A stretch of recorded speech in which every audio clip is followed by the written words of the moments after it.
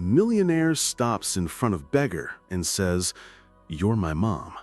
When the DNA results show up, she was shocked. For as long as he could remember, Jake Romano knew two things. He had been adopted, and somewhere out there was a woman who had given him life, then vanished. Now at 32, Jake was one of the wealthiest young men in the country, CEO of a successful tech firm, owner of luxury cars, yachts, private jets. On the outside, his life looked perfect. But inside, man, there was this gnawing emptiness that even billions couldn't touch. For years, his adopted parents, especially his old man, had shut down any talk about his birth mother.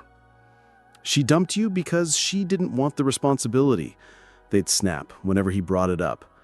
"Jesus, Jake, we gave you everything. Why can't that be enough?" But it wasn't enough. Never was. Late at night, he'd catch himself staring in the bathroom mirror, running his fingers along his jaw. Whose face is this? Who else has these same damn eyes?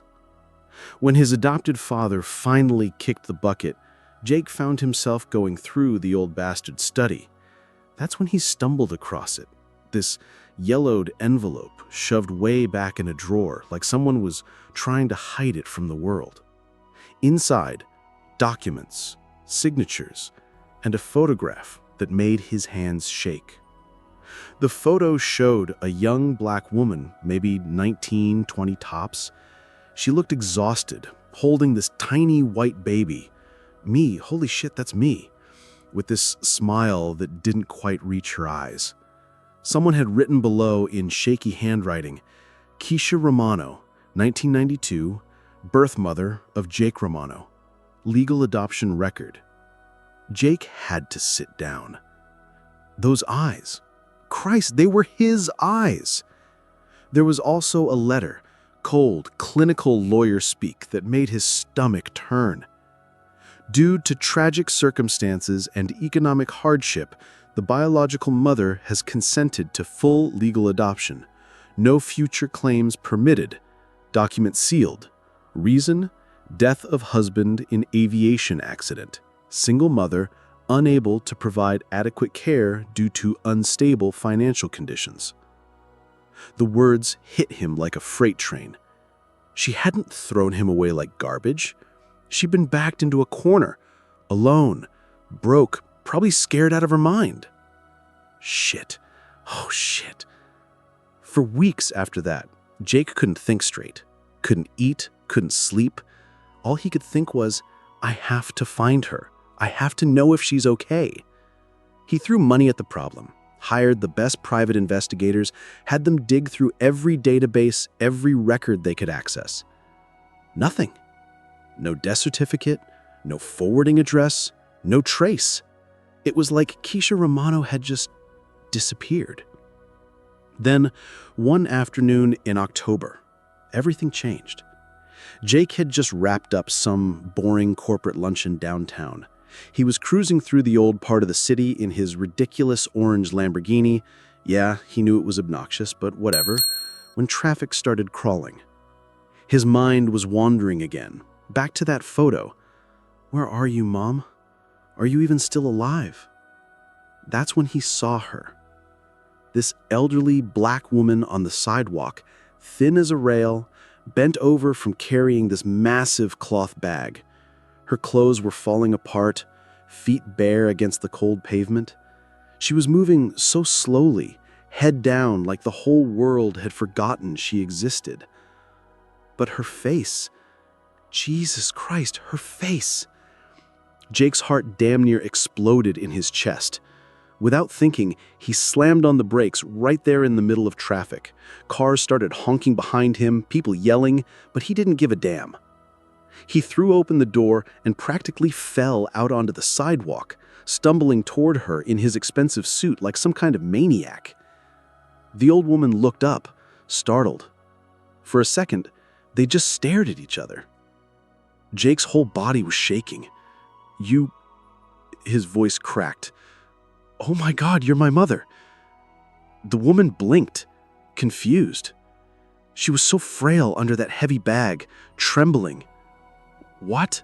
What did you just say?